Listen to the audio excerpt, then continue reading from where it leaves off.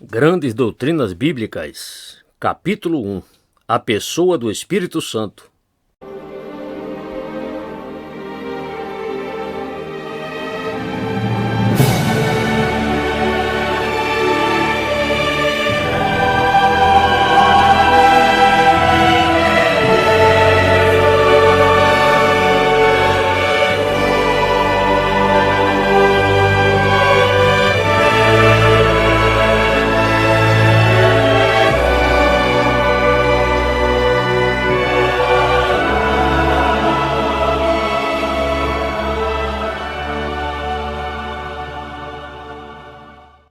Em nossa consideração destas doutrinas bíblicas, nosso método tem sido o de seguir a ordem e o plano da salvação.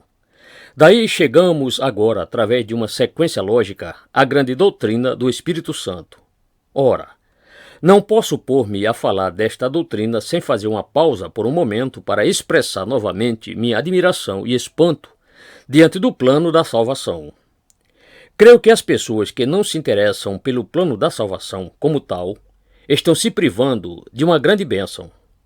Quando vocês experimentam recuar e visualizar este plano como um todo, imediatamente se sentem dominados por sua glória, sua grandeza, sua perfeição em todas as partes. Cada doutrina conduz à próxima, até que cheguemos a um todo perfeito. É uma coisa muitíssimo saudável na vida cristã recuarmos-nos periodicamente e contemplarmos este grande plano. Essa é a razão porque creio ser importante observar o dia de Natal, a Sexta-feira da Paixão e o dia da Páscoa, bem como pregar mensagens nessas ocasiões. São ocasiões oportunas para conscientizarmos-nos de todo o plano da salvação. Visualizemo-lo como um todo e visualizemos suas partes separadamente, mas sempre lembremos que as partes devem ser conservadas em sua relação com o todo. É muitíssimo importante, pois, que estudemos a Bíblia nessa forma particular. Sempre lhes recomendaria que leiam a Bíblia capítulo após capítulo e avancem firmemente através deles, o que é também proveitoso. Mas, além disso, sugiro que é de vital importância extrair as grandes doutrinas que são ali ensinadas e visualizá-las pelo prisma do plano ou esquema da salvação. A Igreja tem feito isso desde seus primórdios, e é uma tragédia que não se faça assim com mais frequência neste tempo atual, porque se você se sente satisfeito em apenas ler as Escrituras do princípio ao fim, corre-se o risco de perder de vista a floresta por causa das árvores.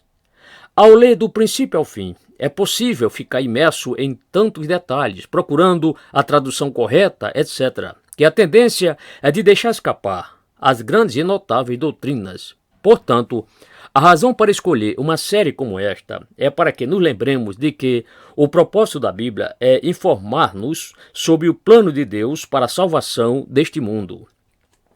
Outra coisa que devo enfatizar: não conheço nada que seja uma prova tão maravilhosa da divina e singular inspiração das Escrituras como o estudo da doutrina cristã, porque descobrimos, ao fazer isso, que este livro é um só, que ele só tem uma mensagem, embora escrito em tempos diferentes, por homens diferentes e em circunstâncias diferentes. Existe uma grande unidade na mensagem, um único tema que a percorre do princípio ao fim. Desde o momento em que o gênero humano caiu, Deus começou a pôr em operação o plano de salvação em atividade e podemos seguir os passos e os estágios do início ao término da Bíblia. E ao começarmos agora a considerar a doutrina do Espírito Santo, somos lembrados de que aqui também está uma doutrina que encontramos tanto no Velho Testamento quanto no Novo. Deparamos-nos com uma referência ao Espírito Santo logo no segundo versículo da Bíblia, e o ensino está em toda parte, até chegar ao fim. Essa estupenda unidade, reitero, é prova da singular, divina inspiração e infalibilidade das Escrituras. Assim, pois, descobrimos que, neste grande plano, o Espírito Santo é o aplicador da salvação. É obra sua trazer a nós, bem como fazer real em nós, de uma maneira experimental, essa grande salvação que estivemos considerando juntos e para a realização da qual o Filho de Deus veio ao mundo a fim de efetuar. Na deidade, o Espírito Santo é o executivo, o executor. Terei que voltar a esse ponto novamente quando tratarmos particular e especificamente de sua obra, mas isso é sua grande função no plano. Ora, é um fato notável e espantoso que esta doutrina do Espírito Santo, sua pessoa e sua obra, tenha sido tão frequentemente negligenciada na Igreja. No entanto, é um fato real da história. É plenamente evidente que os primeiros cristãos criam na doutrina e a tomavam como algo inquestionável. Então avançamos para os primeiros séculos da era cristã e encontramos bem pouca referência, comparativamente falando, a esta doutrina. Isso não causa surpresa e, de fato, era mais ou menos inevitável, porquanto a Igreja, naqueles primeiros séculos, estava constantemente engajada em defender a doutrina concernente ao Filho. O Filho de Deus havia se encarnado. Ele estivera aqui, neste mundo. Jesus era proclamado como sendo o Cristo e, naturalmente, o inimigo se punha a atacar constantemente a sua pessoa. Esse era o nó górdio do Evangelho como um todo. E se ele pudesse ser desacreditado, todo o esquema entraria em colapso. Por isso o ataque se desferia contra a pessoa do Filho, e a Igreja tinha que entregar-se à defesa dessa doutrina, a fim de vê-la estabelecida. Tragicamente, o resultado foi que a doutrina do Espírito Santo ficou comparativamente negligenciada até o tempo da Reforma Protestante. Ora, é nosso costume dizer que a Reforma Protestante é primariamente a época da história da Igreja em que a grande doutrina da justificação somente pela fé foi redescoberta na Bíblia, e isso é perfeitamente correto. Mas não devemos jamais esquecer de que é igualmente verdade que a doutrina do Espírito Santo foi também redescoberta de uma forma marcante, e o grande doutor B.B. Warfield está seguramente certo quando diz que João Calvino foi o grande teólogo do Espírito Santo. O Espírito Santo ficou ignorado na totalidade do sistema romanista. O sacerdócio, os sacerdotes, a Igreja, Maria e os santos foram colocados na posição do Espírito Santo. E assim a Reforma Protestante redescobriu esta poderosa doutrina, e nós, britânicos, em parte levamos o crédito desse fato. A doutrina do Espírito Santo foi, além de qualquer dúvida, elaborada de forma a mais completa por um ministro puritano que viveu neste país no século XVII. Ainda não existe uma obra sobre a doutrina do Espírito Santo que exceda os 2 volumes escritos pelo poderoso Dr. John Owen, que pregou em Londres e foi também concomitantemente durante o período de Cromwell, o vice-chanceler da Universidade de Oxford. E não foi só John Owen. Thomas Godwin e outros puritanos também elaboraram a doutrina do Espírito Santo. Nunca mais foi feito assim de forma tão completa desde então, e certamente que nunca fora feito antes. Ora, em termos gerais, a posição hoje é que a doutrina sobre o Espírito Santo é negligenciada, ou ela tende a ser enfatizada e exagerada de uma forma falsa. E não tenho nenhuma dúvida de que a segunda questão é, em parte, a causa da primeira. A doutrina sobre o Espírito Santo é negligenciada porque as pessoas se sentem tão temerosas do espúrio, do falso e dos exageros que a evitam totalmente. Não há dúvida de que essa é a razão porque muitas pessoas também negligenciam a doutrina sobre a profecia, a doutrina a respeito das últimas coisas e a da segunda vinda de Cristo. Dizem elas: no momento em que você começa com uma dessas doutrinas, está se metendo nessas extravagâncias e nessas disputas. Então abandonam tudo, e a doutrina é inteiramente negligenciada. Assim é também com a doutrina acerca do Espírito Santo. Em razão de certos exageros, de excessos e de manifestações esdrúxulas, bem como cruzar da linha limítrofe do espiritual para o científico, o político e o meramente emocional, muitas pessoas se enchem de medo da doutrina sobre o Espírito Santo, medo que sejam demasiadamente subjetivas. Por isso a negligenciam totalmente.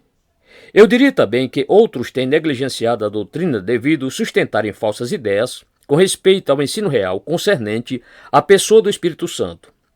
À luz disso tudo, portanto, é obviamente essencial que consideremos esta grande doutrina com muito cuidado.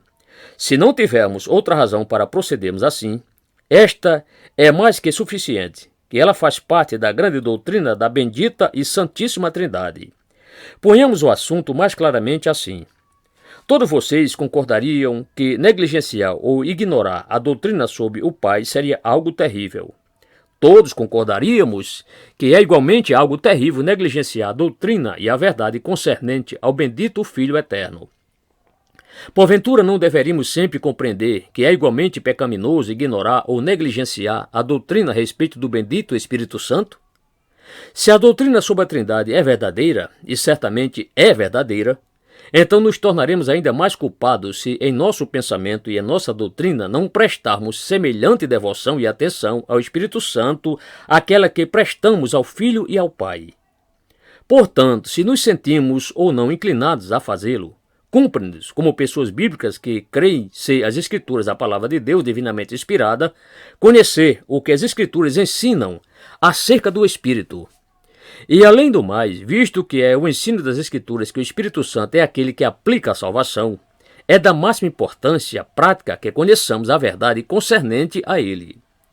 Estou plenamente disposto a concordar com aqueles que afirmam que a pobre vida espiritual da Igreja, tanto hoje como em qualquer outro tempo, é grandemente devido ao fato de que tantos fracassam em compreender a verdade concernente à pessoa e obra do Espírito Santo. Há mais uma coisa referente a este tópico. Porventura já notaram, aqueles de vocês que se interessam em hinos e em hinologia, que na maioria dos hinários, nenhuma seção é tão fraca como aquela devotada ao Espírito Santo? Nessa seção, os hinos são geralmente fracos, sentimentais e subjetivos. Por essa razão, tenho sempre me encontrado em grandes dificuldades aos domingos em que lembramos o Pentecoste. Somos carentes de grandes hinos doutrinários concernentes ao Espírito Santo e sua obra. De fato, há aqueles que diriam, e sinto-me disposto a concordar com eles, que, em muitos hinários, a vasta maioria dos hinos na seção do Espírito Santo, esses hinos em que se lhe suplica que entre na igreja e venha sobre nós, e a fazer isso e aquilo, é completamente antibíblica. Essa é outra forma de mostrar-lhes novamente que esta grande doutrina tem sido negligenciada, que as pessoas têm revelado medo dela e que há confusão em torno dela. O melhor modo de aproximar-se da doutrina sobre o Espírito Santo é o de começar observando os nomes ou os títulos descritivos que são atribuídos a essa bendita pessoa. Em primeiro lugar, há muitos nomes que o relacionam com o Pai. Seja-me permitido enumerar alguns deles. O Espírito de Deus, Gênesis 1, verso 2. O Espírito do Senhor, Lucas 4, 18. O Espírito de nosso Deus, 1 Coríntios 6, verso 11.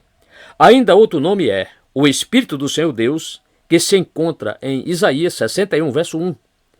Em Mateus 10, 20, nosso Senhor fala do Espírito de vosso Pai, enquanto Paulo se refere ao Espírito do Deus vivente, 2 Coríntios 3, verso 3. Em Gênesis 6, verso 3, Deus diz, meu Espírito, e o salmista pergunta, para onde fugirei do teu Espírito? Salmo 139, verso 7. Em Números 11, 29, ele é referido como seu Espírito, o Espírito de Deus. E Paulo, em Romanos 8, verso 11, usa a frase o Espírito daquele, Deus o Pai, que ressuscitou a Jesus dentre os mortos. Todos esses são títulos descritivos referindo-se ao Espírito Santo em termos de sua relação com o Pai. No segundo grupo estão os títulos que relacionam o Espírito Santo com o Filho. O primeiro, mas se alguém não tem o Espírito de Cristo, esse tal não é dele. Romanos 8, verso 9. Que é uma frase muitíssimo importante. O termo Espírito aqui refere-se ao Espírito Santo. Em Filipenses 1,19, Paulo fala do Espírito de Jesus Cristo. E em Gálatas 4, verso 6, ele diz, Deus enviou o Espírito de seu Filho. Finalmente, ele é referido como o Espírito do Senhor. Atos 5, verso 9. Por fim, o terceiro grupo compreende os títulos diretos ou pessoais. E o primeiro e mais notável aqui é, naturalmente, o nome Espírito Santo ou Fôlego Santo. Algumas pessoas se sentem confusas diante desses dois termos. Eles, porém, significam exatamente a mesma coisa. A língua inglesa é uma língua híbrida, a qual tomou por empréstimo termos de outras línguas. Ghost é um termo do antigo anglo-saxônico, enquanto que spirit é derivado do latim spiritus. Um segundo título neste grupo é o Espírito de Santidade. Lê-se em Romanos 1, verso 4. E que, com poder, foi declarado Filho de Deus, segundo o Espírito de Santidade, pela ressurreição dentre os mortos. Um título adicional é o Santo. Ora, vós tendes a unção da parte do Santo. 1 João 2, verso 20. Em Hebreus 9,14, ele é referido como o Espírito Eterno. E Paulo diz em Romanos 8, verso 2, porque a lei do Espírito da vida, em Cristo Jesus, te livrou da lei do pecado e da morte. Em João 14, 17, ele é chamado o Espírito da Verdade. E nos capítulos 14, 15 e 16 do Evangelho de João, ele é referido como o Consolador. Esses, pois, são os nomes principais ou os títulos descritivos que lhes são aplicados. Teriam vocês, porém, alguma vez pensado em perguntar por que ele é chamado o Espírito Santo? Ora, se vocês formulam essa pergunta às pessoas, creio que descobrirão que a resposta delas será: ele é descrito dessa forma em razão de ser santo. Mas essa não pode ser a verdadeira explicação, visto que o propósito de um nome é diferenciar alguém dos demais. No entanto, Deus o Pai é santo e Deus o Filho é igualmente santo. Por que, pois, é ele chamado santo? Seguramente, a explicação consiste em que é sua obra especial produzir santidade e ordem em tudo o que ele faz na aplicação da obra salvadora de Cristo. Seu objetivo é produzir santidade, e ele faz isso na natureza e na criação, tanto quanto nos seres humanos. Sua obra máxima, porém, é fazer de nós um povo santo, fazer-nos santos como filhos de Deus. É também provável que ele seja descrito como o Espírito Santo, com o fim de ser diferenciado dos demais espíritos, os espíritos malignos. Eis a razão porque se nos exorta que examinemos os espíritos e os provemos e verifiquemos se, porventura, são ou não de Deus. 1 João 4, verso 1. A seguir, a próxima grande questão é sobre a personalidade ou pessoa do Espírito. Ora, isso é vital, pois é essencial que eu o ponha na seguinte forma. A pessoa do Espírito Santo não somente é ignorada por aqueles a quem descrevemos como liberais ou modernistas em sua teologia. Isso é sempre verdade a seu respeito, mas nós mesmos com frequência somos culpados de precisamente a mesma coisa. Tenho ouvido muitas pessoas ortodoxas fazendo referência ao Espírito Santo e sua obra como ele e sua influência e assim por diante, como se o Espírito Santo não passasse de uma influência ou uma força. E os hinos também frequentemente cometem o mesmo erro. Há grande confusão sobre o Espírito Santo e estou convicto de que existe certo sentido em que muitos de nós acham um pouco mais difícil imaginar a terceira pessoa no seio da bendita Santíssima Trindade do que imaginar o Pai ou o Filho. Ora, por que isso é assim? Por que essa tendência de ideá-lo como uma força ou uma influência ou uma emanação? Há diversas respostas a essa pergunta. Elas não são boas respostas, mas é preciso considerá-las. A primeira é que sua obra parece ser impessoal, porquanto ela é uma espécie de obra mística e secreta. Ele produz graça e frutos. Ele nos concede dons e nos comunica diversos poderes. E em razão disso, nossa tendência é pensar dele como se fosse alguma influência. Creio que essa é uma grande parte da explicação. Além do mais, porém, o próprio nome e título tendem a produzir essa ideia. O que significa espírito? Significa fôlego, vento ou força? É a mesma palavra e em razão disso tendemos, creio eu, quase que inevitável e muito naturalmente, a menos que nos precavamos, a pensar nele justamente como uma influência, em vez de uma pessoa. A seguir, uma terceira razão jaz no fato de que os próprios símbolos que são usados ao falar dele e ao descrevê-lo tendem a encorajar-nos nessa direção. Ele desceu sobre nosso Senhor, quando João o batizou no Jordão, na semelhança de uma pomba. Mateus 3,16. E, além do mais, os símbolos usados para o descreverem e as suas obras são óleo, água e fogo. Particularmente, existe aquela frase na profecia de Joel, a qual foi citada por Pedro em Jerusalém, no dia de Pentecostes, sobre o Espírito sendo derramado, Atos 2,17. Isso nos leva a pensar em líquido, algo como água, algo que pode ser manuseado, por certo, não uma pessoa.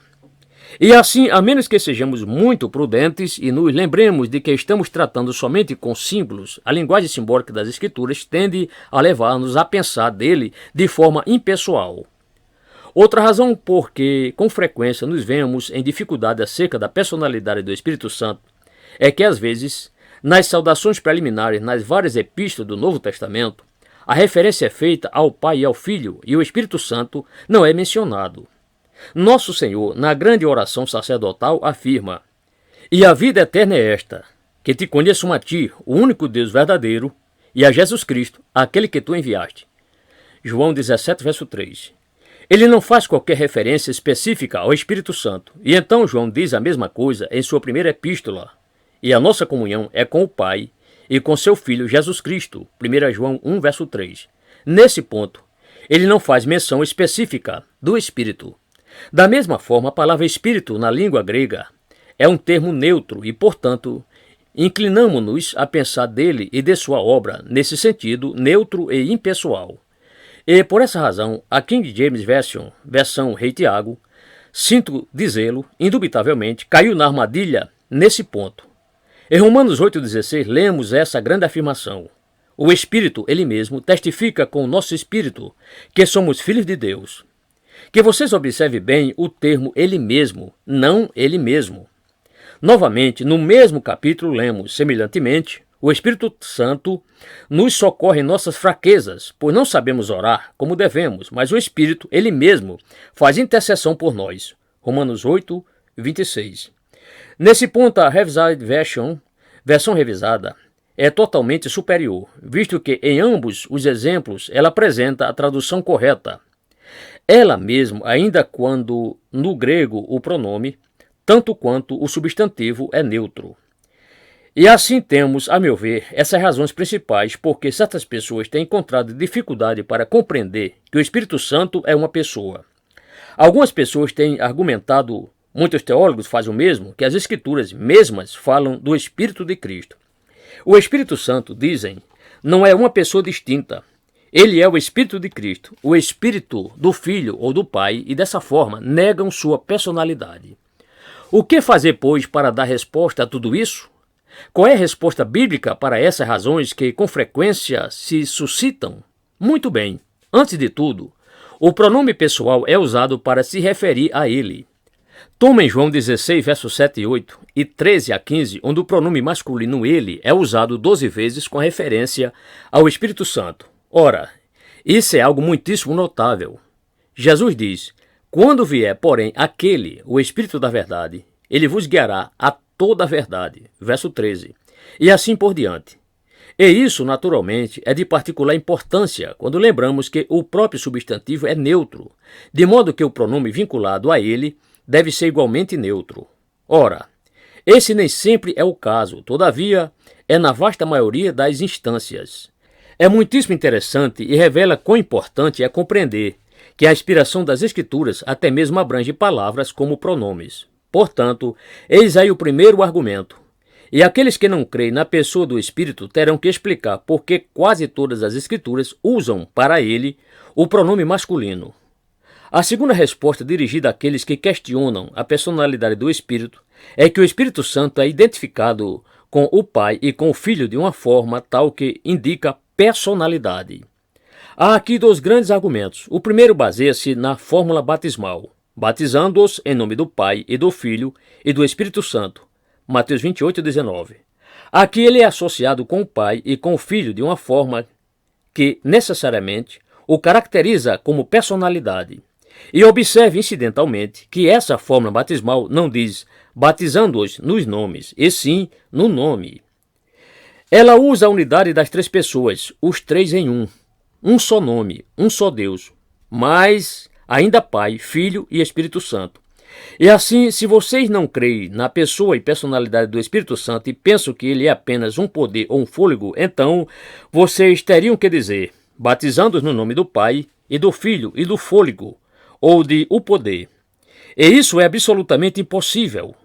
O segundo argumento está baseado na bênção apostólica que se encontra em 2 Coríntios 13, verso 13.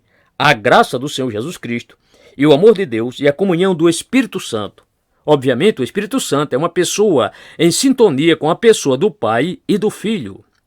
A terceira resposta é que, de uma forma muitíssimo interessante, podemos provar a personalidade do Espírito, demonstrando que ele está identificado conosco como cristãos de uma maneira tal que indica ser ele uma pessoa.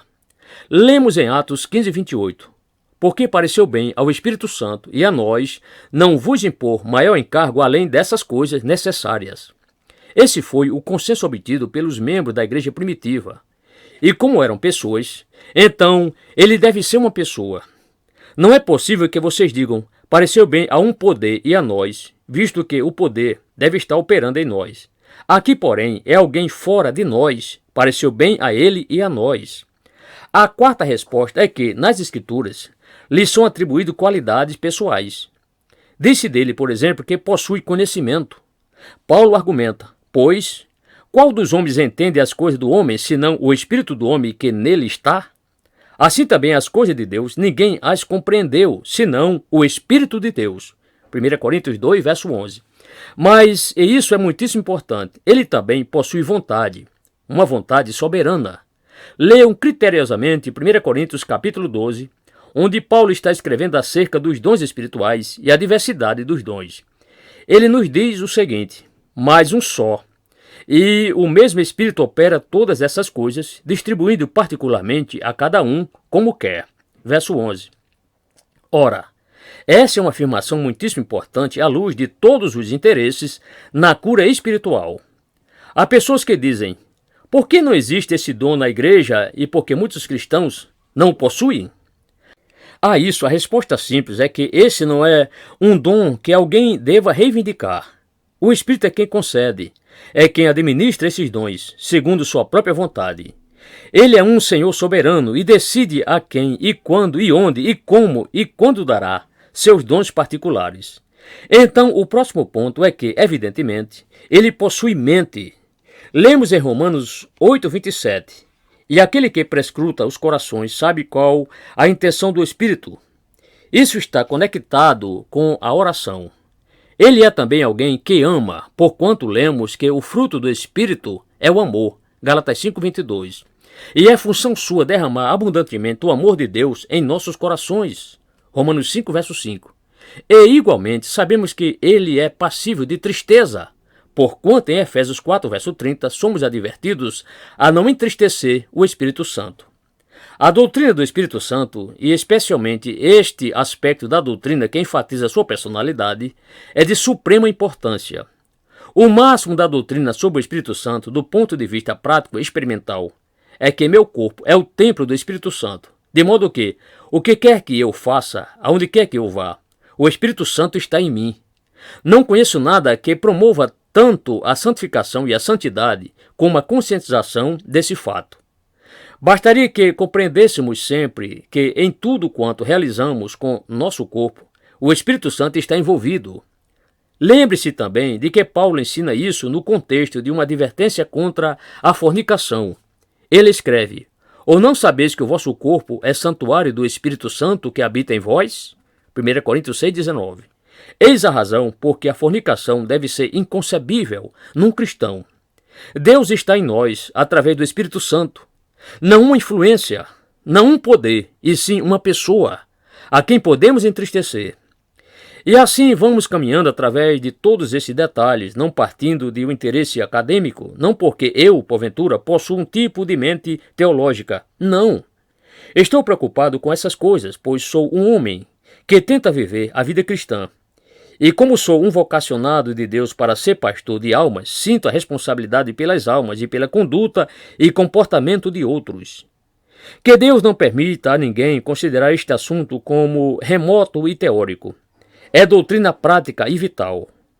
Onde quer que estejam, aonde quer que vão, se vocês são cristãos, o Espírito Santo está em vocês. E se vocês desejam desfrutar as bênçãos da salvação, vocês o alcançarão sabendo que seu corpo é seu templo.